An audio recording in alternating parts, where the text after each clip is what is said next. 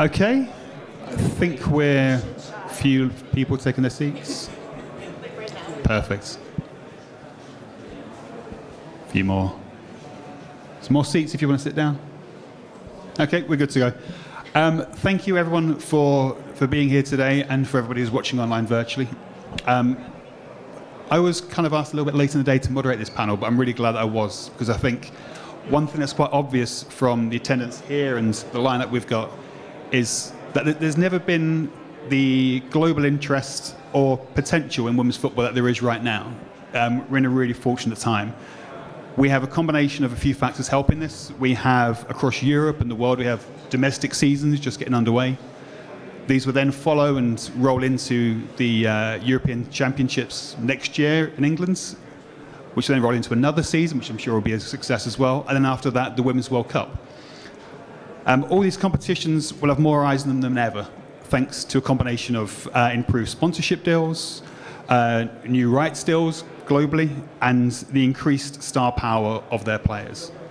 And at the heart of all of this is digital innovation and the kind of work that's been pioneered by the panel that you have in front of you today.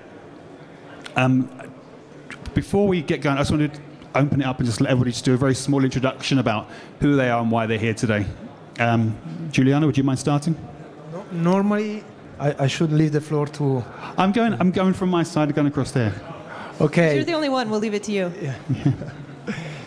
Hello, everyone. My name is Giuliano Giorgetti. I'm the head of digital content for FIFA. And let me say thank you to WFS for having me here today. And I will pass the ball to Nora. So I'm Nora Henriksson. I'm head of sports at Media.Monks, which is a creative digital agency. And yeah, I'm definitely thanking the WFS as well for having me. And this is an exciting panel with some exciting people. I'll jump on. My name is Arianna Criscione. I'm an ex-professional football player. I just retired a couple months ago. But now I have the pleasure to work for N3XT Sports as the director of women's football and also do some projects with some of the people on this panel. So I hope you guys enjoy it. I'm Amanda Vandervort, and I was most recently the chief women's football officer at FIFPRO. I recently left in April and I'm in the United States now. Before that, I worked for Major League Soccer as the vice president of fan engagement for 10 years, the Men's Pro League in America. And before that, I helped launch women's professional soccer, the second professional women's league in the United States. I'm a coach and I'm a player before that. So I span the gamut in football, and that's what we're here to talk about today. Thank you. I'm Paul Rayment. I'm here. I'm from Footballco. We're the world's largest digital football publisher, and we work with brands globally to help them connect with fans. There is a Q&A session which will be at the end. It'll probably be quite brief. I think you may be able to do it through the app, but I don't know if that's working. So everyone can just shout. If anyone's got any questions, put your hands up.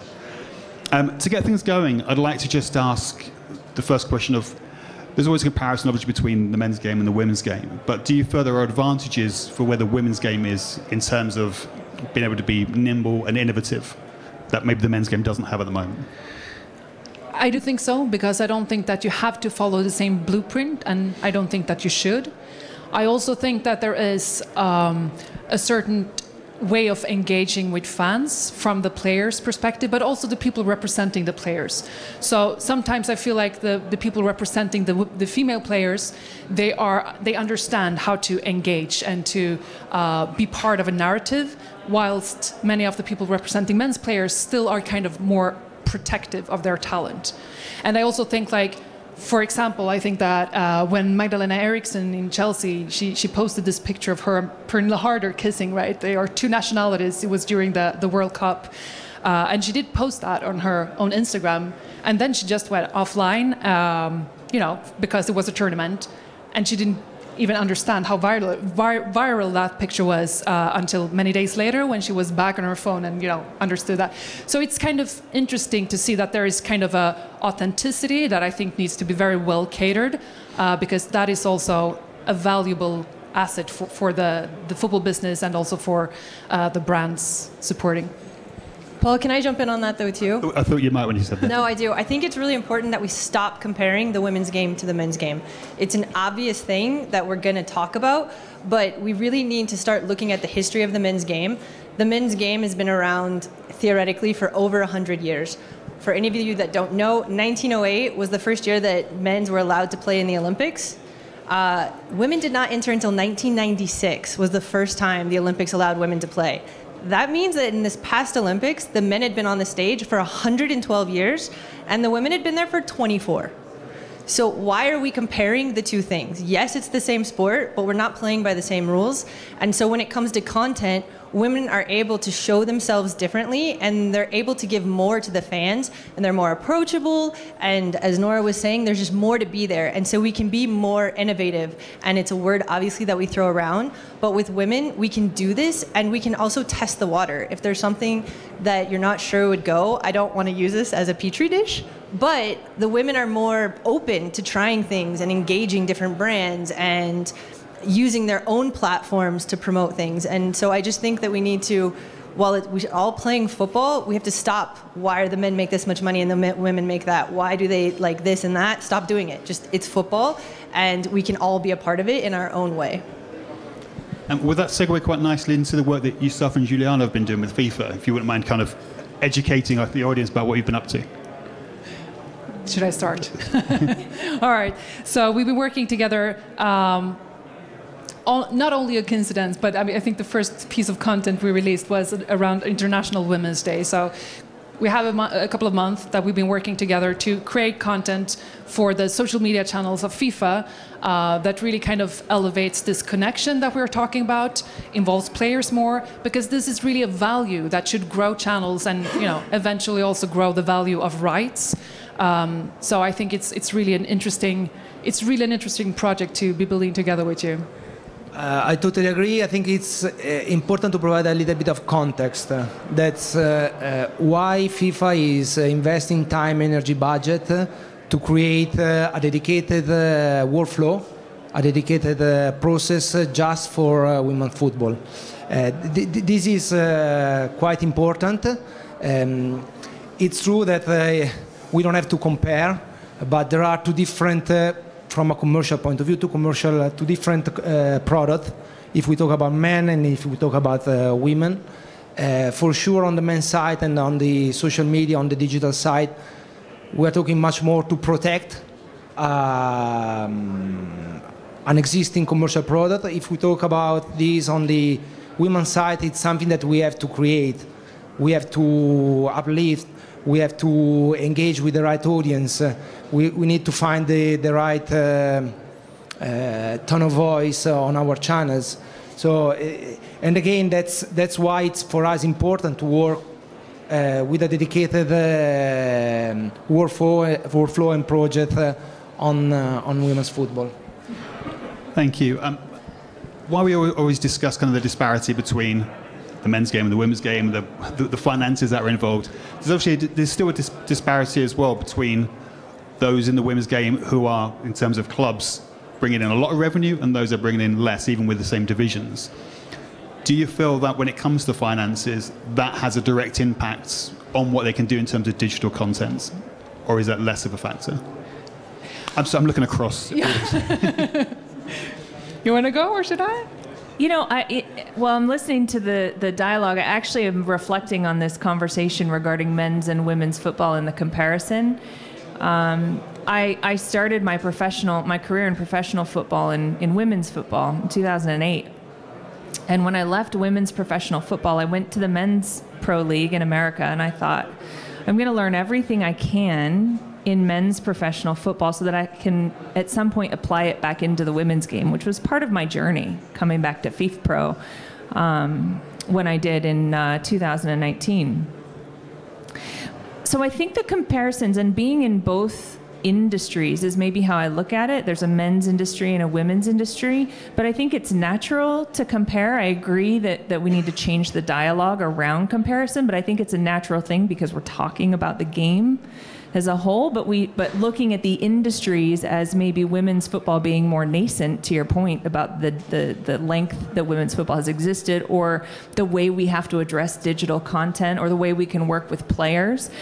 It's more nascent where it is as an industry in its evolution, in its commercial business, in its player development, all these areas. So we have to treat it a bit differently. And that, I don't think, takes away from the men's game or our focus on the men's game either. I think they're both equally important, but we need to manage within those different contexts and different growth stages. So the question, though, so that was question one, which was a couple minutes ago, but I think I wanted to address that. Yeah, some of the disparity between, in the case of just going back to England with the WSL, the teams at the top and the teams at the bottom of that one division, there's a huge gap between the finances and the resources which they have available. And I was wondering about whether that, you think, has a direct impact on what they can do digitally, or whether it's not all about the finances. Yeah, I mean, well, I can say that when in my own experience, when I went from women's professional soccer to men's professional soccer, certainly there was an incredible change in the resources that I had available. I was responsible for overseeing a digital ecosystem and a CRM platform with millions of consumers that I could reach in the flash of an email, and in women's professional soccer I didn't have access to that, right? So certainly infrastructure and technology can be limiting, but I do think the point Nora made about creativity and kind of leaning into those aspects of the women's game that are different, unique, and special afford us the opportunity to do more with it. And I think the availability of platforms, when we do look at social media and we look at digital content, it provides a great opportunity for us to reach targeted audiences that will engage. I also think it's kind of interesting to see. I'm expecting more to come out of the partnerships. And I mean, of course, there's a lot of interesting things happening from that authentic connection that maybe is almost lack of resources. But then, of course, I mean, as you say, good things happen with better budget and better resources. So I'm expecting these interesting partnerships with some clients of ours, Google, AWS, all these tech companies that also kind of understands the brand value of women's football, I believe. But also I'm expecting to see more experiences created around those partnerships, and to see the women's football maybe take more steps.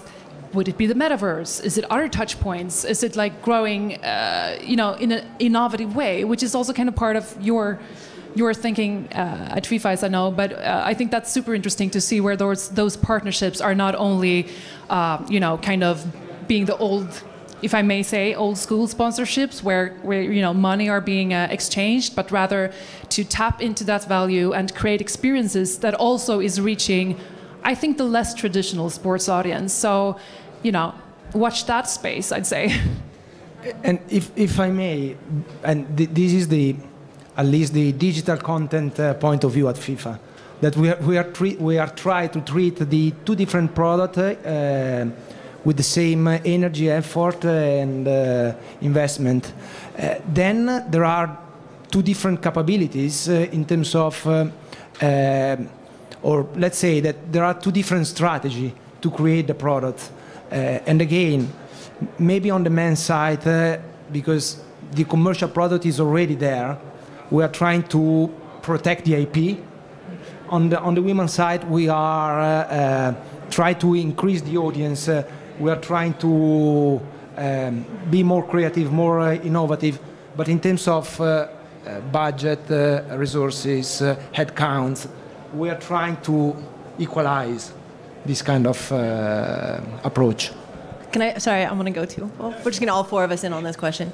I think what's really important, and we've all kind of touched on it though too, is that the women's audience is a little different. And they are mostly watching games and doing things on their phones or on iPads. They're not sitting down and turning on the TV and watching a women's game. And so the fact that we're able to get through digital and use different platforms to show the women's game, more and more we're seeing that people want to watch highlights of women's football. They want to see the cool goals. They want to see the moves that women are making. And this can be done through the platforms. And it doesn't have to be a huge investment or a production like it would if you were using normal television and other sources. We can just be creative.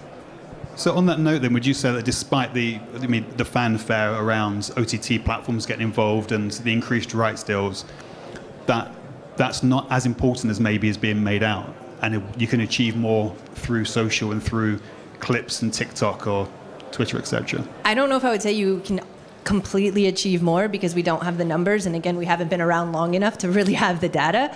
But I think it's a new market, and we all know that it's hard to get audiences to watch football for 90 minutes without doing other things.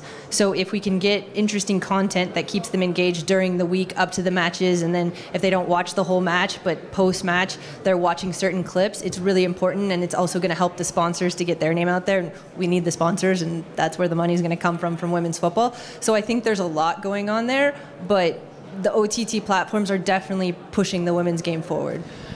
I also think there are so many other things. I mean, we built for a huge global sports tournament. We built the OTT, the white labeled OTT platform, and it's just not a live streaming services. If you're looking, more into the future, that's also where you build like the second screen experience, where you build like the fan engagement within the stream or within the app or second screen. So honestly, I think that OTT deals they're super interesting, but also there, I'm expecting to see that more, innovational spirit also being something that is performed within women's sports and within women's broadcast on the OTT platforms, because that is also something else. Like then we go to those kind of connections that are already there, and building them out through experiences that are attached to the OTT.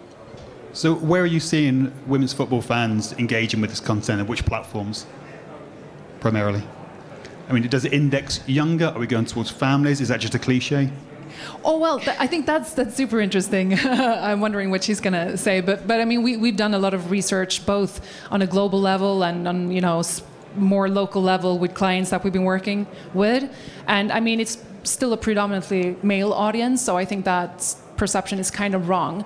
But there is an interesting thing, I believe, that I've seen in research, and it's both micro and macro level, both the global and the local one that I've seen. So the Global Web Index did a survey, a global survey, big survey, and what they've seen with the male audience and the female audience that is consuming women's football, like they didn't have much interest, the same interest, like almost no interest were the same between the two groups. But there was one interest that was the same. I don't know if you could guess it. I'm not going to guess, just in case. It was vegan food. And that was like the global level. And then we did a survey on a local level for the Swedish highest league for women's football, Damallsvenskan. And what we saw there was also that if you compare the average Swede to the Swede that was following women's football, they were much more concerned about, just consuming brands that were sustainable and that had that kind of message. So I would say that maybe we could read from that it's kind of a woke audience, if that's what you're going to call them. I don't know. It's interesting. No, it is. Sorry. Arianna, you was going to say something. I mean, I can jump in if you want, but no, I think the audiences are changing, and I think culturally and socially, you also have female athletes that are willing to speak up about certain subjects, and you have a lot of female athletes that are sustainable. We have an athlete over here wearing sustainable shoes. So it comes in. Shout out. It comes through, and it's important. And you're having more women do this and pay attention to what they're wearing. And the brands are going to start doing that too, because that's what the women want to be wearing, and that's what the people following women's football want to see. I mean, as a Chelsea fan, I noticed last week that Hyundai partnered with the women's team for their electric cars, which I presume would have been a choice by Hyundai. That's a very typical partnership, I'd say, that we're going to see more of. So, obviously, one thing that we can't ignore, judging obviously by the masks in the audience and stuff like this, is obviously the impact that COVID had on world football, regardless of gender. But is there a sense that there was a lot of learnings that we could have taken from the past 18, 20 months, however long it's been now? What an opportunity, actually. I mean, as challenging as COVID has been, and to all those people who've suffered during this time, it's obviously been terrible. At the same time, I think in women's football, it's created a bit of an opportunity to maybe look at the game differently. Maybe a bit of an equalizer, as we haven't seen fans in stadiums on men's or women's football. We've seen a lot of creative innovations come from the game. In women's football, we've seen things like selling selling seats to fans who are watching remotely, cardboard cutouts. You guys are all familiar with some of the innovative things that we've seen in the game to drive revenue. We've seen a lot of women's teams be really creative around that. But I think the bigger picture is taking a step back and actually watching the game, men's and women's football. We're both in the same space without fans, and ratings, I can speak in America, the ratings on the broadcast, we saw increase as a result. Well, I can't say it's as a result of COVID, but during that period. And I think you can maybe draw some correlations to the impact of fans being able to watch the game, see the women perform, like Arianna said, see their amazing skills and their development and where we are in the game, and love the game as they do the men's game, but in its own unique way. I also think it brought us back to reality. I think after the success of the 2019 World Cup, FIFA did a fantastic job. We had 1.12 billion viewers, if I'm not mistaken, and 131 million in revenue, and it was a huge, huge World Cup. And so right after, everybody got really excited. Women's football was on the rise, and then COVID hit, and you realized, nope, we're still kind of here. But it was a good thing. I think we needed to realize this. And as Amanda's saying, it allowed like a reevaluation. It allowed us to look at the clubs. What are we actually doing in women's football? Are we just saying we invest in women's football, or are we actually building our strategy behind the game? I think too many clubs are saying, I'm investing in women's football. Look, I have a women's football team. And then at the end of the season, they're really upset that there's no money coming back, and not realizing, no, you bought a product. You paid for the product, and at the end, the money's gone. And we need to build more of a strategy and start to really invest in the women's game and not just have it there so that the world sees we have a women's team. You know, the other thing about COVID too, though, that I think is important to mention is there were a lot of women's teams that didn't play or participate during COVID. We lost a lot of opportunity, I think, for women to participate in the game, and I think we need to have that conversation. They missed out on this opportunity actually to display the game, in a really positive way. And I think we need to have some measures of accountability in that too. And I just think that's an important note if we're talking about collectively COVID and the impact on women's football. There were some positives and there were some big challenges too. I definitely, agree on that one. And I think many people were kind of disappointed because after 2019, you kind of want to build on that. And then it was such a disruptive moment with COVID. Then I think for the digital experience, and this is not like, this is all sports, I'd say. I think the likes of LeBron James just, had to connect with his fans in some way and went on TikTok with his family, doing dancing videos from the kitchen. And that platform grew. And that connection again between player and fans, that kind of direct connection, it kind of had to happen because they didn't have other platforms. They didn't perform. And I think female footballers have been better doing so. With that, they have been better kind of catering that connection than males. So I think they had almost a head, they were ahead. But it's kind of never coming back to not having that connection. So that I think is an interesting development in digital to kind of see where that goes.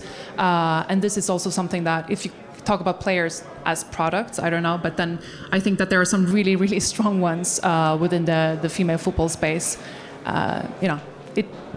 I think you're talking about the behind the scenes that you get, that the platforms are allowed, through social media. You really get a behind the scenes, what the players do at home, who they hang out with, which players on the team they hang out with, and just them doing everyday things that fans want to relate to. So obviously when you see deals being done with regards to clubs like this, the players' social following comes into account in some way. That's clearly why you see big deals for the Messis and Ronaldos. That's factored into it. Do you think it's going to become more of the fact with regards to women's football, and the social audiences they can bring will have more of an impact, and this has kind of increased that? But I think that you shouldn't look at only reach, to be honest. But this is also what I see more brand understanding, that you're not just tapping into, the reach or the fan base or whatever. You're also tapping into more of a message, and it can also be almost like you can almost take budget not only from marketing but also from your sustainability initiatives, right? Because growing women's football will also be growing girls and women's health in the long run. So to be honest, it's so much more that you're kind of buying into than, one player's reach in social media. It's also to be part of that bigger narrative, I'd say. I mean, there's definitely players that are influencers and they have a big market and they have lots of sponsors, but there's a lot of brands coming in and want to authentically align with a player and their values, like when we talked about sustainability or other social issues that they speak up on. And I think the brands want to get with those players because the audience that follows those players will listen to what that player truly believes in. And when they say, okay, I wear these shoes, it's because I believe in this product, not because they gave me enough money to say it. So sorry. I actually have one more thing, but I don't know if you wanted to. Okay, so I think there's another thing about this, and tapping into that, or like, is it a following, or how should you kind of approach it as a brand? And it's like when we have clients and when we talk about how to approach women's sports in general, we're really kind of concerned that there are almost too many, what can I call them, like girl boss campaigns that are just kind of, pushing that kind of perspective in a kind of messaging that we've seen too much and doesn't always resonate. So sometimes that can ring really like empty, because you see the players being part of it, like they're not properly engaged. You can tell that it's not like really authentic. Again, authenticity, right? So I think for many of the clients that we're talking to, we're also really pushing them to be connected to the players, to be connected to, what the true narrative is. Even though you kind of want to push that narrative, you have to do it in a certain way that doesn't just feel like, empty messaging. So we've talked a lot about the players and the role that they have, the fans as consumers. So when it comes to the clubs, there's many clubs around the world treats the social accounts or the social media side of the business very differently for the men's game, for the men's team and the women's team. And quite often the messaging that comes from the men's team, I won't name names, but it treats it as like a secondary product, or the men aren't playing this week, so you could go and watch the women. Are there any tips or advice that you would give to clubs, maybe some in the audience, about how they should manage that? What is the right way to do it? I don't know if I'm the right person to give advice to the clubs, but... Everybody wants to hear from FIFA. Yeah. Let's say that I can say what we are trying to do. And again, there is, for me, a difference between the audience that we are engaging, the behavior of this different audience. I've seen much more loyalty on women's football. So maybe the reach is not compared to the men, is not that one, but there is a higher level of loyalty. And being loyal with a brand like the World Cup is something interesting, because the frequency of the event is happening every 4 years. So to keep the... For now. For now. That's another panel. That's another topic, but I'm not allowed to talk about that. But anyway, the frequency is going to be something that is generating audience. And we have seen the difference approach for the two different product that we are trying to build. So that's the message that I would like to share with the clubs, to treat the two different audience, the two different products as two different commercial opportunities. Investing, again, the same resources, budget, and energy, but managing two different strategy. Exactly. I think it can't be exactly what you do for your men's team. This is what you do for your women's team. If we post 3 pictures the day before the men play, we do the same for the women. It can't be like that. And it's the same word, and it's just a key word, but it's the authenticness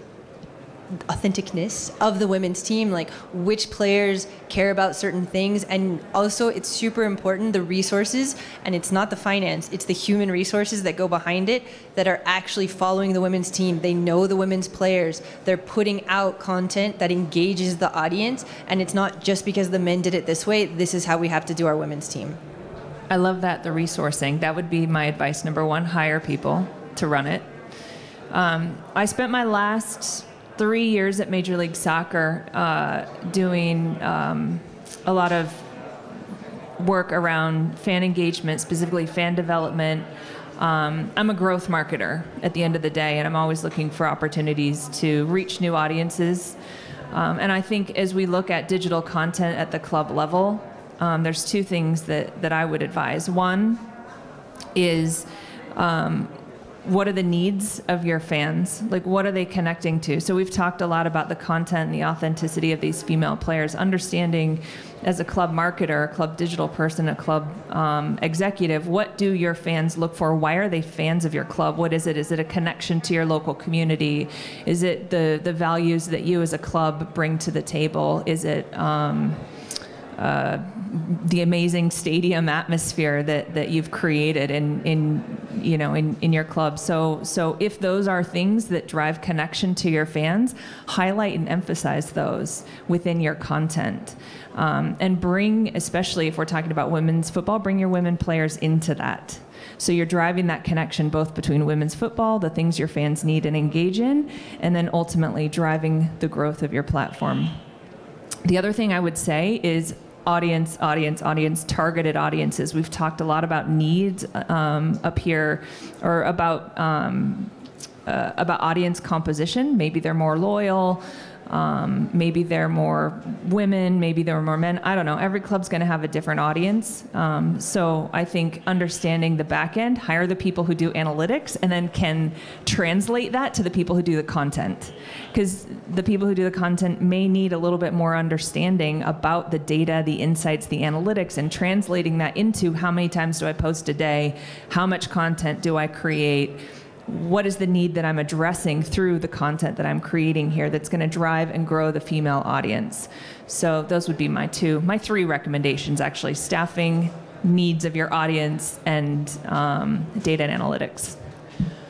I would also say to take really care of your brand partnerships within the club and make sure that it's not just another logo, because as we talk about like women's football fans being really loyal, I almost see them as a little similar to, gaming fans or esport fans, because they are like this, it's interesting within esports, and I see this within women's sport in general as well, that you have like a brand loyalty if you feel like the partnership with the brand rings true.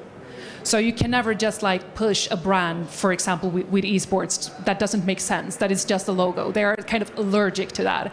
And I wouldn't push it that far because I don't know that about the women's football fans.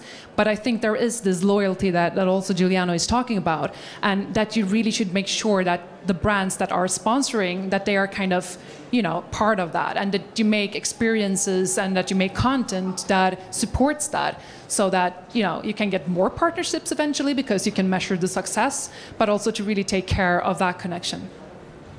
And this has been really great. I'm just kind of quite aware that we're running a little bit low on time. I wanted to give the audience a chance to put their hands up, ask some questions, and we have one already.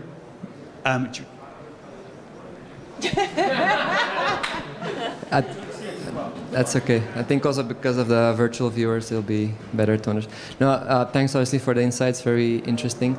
Last night when we had dinner with our group, someone opened up LiveScore and checked the results of the European qualifiers for the Women's World Cup. Everyone obviously knows that almost half of them got absolutely trashed, like 4-0, 6-0, 8-0, 10-0. And while a lot of us will understand that there's obviously a development aspect to those federations becoming better in the future and hopefully reducing that gap on the pitch, from a content perspective, what would you recommend all these federations that are being trashed on a regular basis in order to inspire that girl to actually sign up for a women's team, to inspire that fan to continue going to the games, or to inspire brands to continue investing in the women's game? I'll jump on this one. I think CONCACAF is doing something really interesting in this space with their We Belong program. Okay, you don't want to go into a game and get trashed. I'm a goalkeeper. I do not want to get 12 goals scored against me. That would be horrific. But I want to play in the game, and I want to be there, and I want the opportunity to only get scored on 10 times and have like the most amazing game ever. But CONCACAF is going in, and they're now they're having games being played in those smaller federations, so that little girls are able to go to the games and they're able to see somebody that looks like them playing on that field. And even though they're getting trashed, they also might be getting trashed against Irene Paredes for Spain, who was the captain of PSG last year. And so they're also seeing her play now live. And so I still think it's it's inspiring them to do it. And it's something, I just had a conversation with somebody here actually who asked me where should his daughter play for academy. I don't have an answer. I couldn't tell him which club had the best academy for young girls at like 9 years old because I don't know. And I pay attention to women's football. And it's something that's super unfortunate that we have to start building academies and a funnel system to get to the professional level. And we can chat about that later if anybody wants to. It's a different topic. But it's going to allow these smaller federations to dream big and then to want to play there and not get scored on 10 times. And so I don't think you have this, I won't play because I'm embarrassed. No, it's, I want the jersey. I want to be out there and I want the opportunity to play. And that's what some of the federations are doing. We probably have time for one, maybe two more. Do you want the microphone as well? Thank you so much for the talk. So my question is kind of similar, and the point is, of course, to grow the women's game, you would have to expand internationally to all countries. What can the current teams or the current nationalities that are, let's say, ahead of the curve help support the women's game in countries where, let's say, there would be society issues or taboos that need to be broken first in order for these women not to be left behind? Go again if you guys want it. It's a tough one. It is a tough one. I think, though, that we do have a lot of players stepping up and doing interesting things. There are Norwegian players and with some Swedish players. They've created an organization to give their jerseys after games that raises money for girls playing in Africa so that they can have equipment. My old club at PSG, we collected all our gear because the women are consistently getting new gear. So they wear their cleats twice, and then what do you do with it? And so they're shipping boxes of stuff to different clubs where the girls don't have those opportunities. And I think it's just realizing that you have to have competition in sport. You can't be the #1 team. It's not a brand that if everybody buys my shoes, I'm happy because it took over the market. We need competition in the game and we need everybody to rise. It can't just be the top teams like he talked about in certain leagues. It's not an interesting product. The sponsors don't want to come, and even on OTT platforms, you're not going to watch games that are being blown out, as Christian so wonderfully told us. So if we rise together and the women in the teams are just paying attention to what's happening in the world and they're giving back and they're talking to them and they're playing those games and they're respecting them on the field. They're going out there and they're scoring as many as they can because that's sport and not backing off because they feel bad. And I think also it's why I think it's a hard question is also because, you know, I'm not positioned to talk about what federations should do or what like the, you know, more grassroots initiatives should be. And it almost feels shallow to talk about content. But still, I do believe that the power of content is strong, because what I do believe is that all these more, what should we call them? Like, you know, powerful people within like powerful teams, powerful national teams and club teams within women's sports, they are inspiring younger girls and women to play in a way that wasn't like, I didn't have that when I was a kid. I played American football. Like, I don't see that within American football. I hope that, you know, my kids will see that. So, I mean, even though like, you know, content and marketing isn't the, you know, the solution, of course, but I think there's a, you know, there's been a big emptiness that is filling up. And I think that is super important for developing girls playing football as well. One very quick question. Well, first, thank you guys for coming. I'll make it real quick. I think the question I had was that you guys obviously talked about resources, you know, different activations and different things to engage the consumer. From your guys' perspective, what has been like the best app or best platform, for example, like maybe behind the scenes on TikTok or different apps to truly engage like players or just consumers and fans? Just, I don't know, the best creative initiative or apps that you guys have seen. The best initiative is the FIFA one. Of course. I mean, what Media.Monks and FIFA are doing for women's football is like, it's amazing. Of course. And second to that, I am inspired by what Together is doing. I don't know if you know about that, but it's, you know, it's founded by a lot of like real powerful female players and female athletes within sports, and it really has this niche towards its audience. And as you say, like each team, each league, each initiative within women's sports has its own audience, but they kind of define their audience and they're pushing really hard. And I can see that, you know, they're monetizing their social media in an interesting way, and they're also like putting a lot of star quality into it, but also a kind of narrative that I think rings through with Gen Zers, and also with that kind of, I wouldn't call it niche, but it's a very kind of, you know, female sports focused player in social media. I think that's all we've got time for, unfortunately. I think we could keep going for ages. I'd like to thank our panel, our audience, everyone watching at home, the World Football Summit who allowed us to be here today. And yeah, just have a great couple of days. Everyone's going to be around as well, so feel free to pull them aside, buy them a drink, and just mine them for all their knowledge. Thank you. Thank you.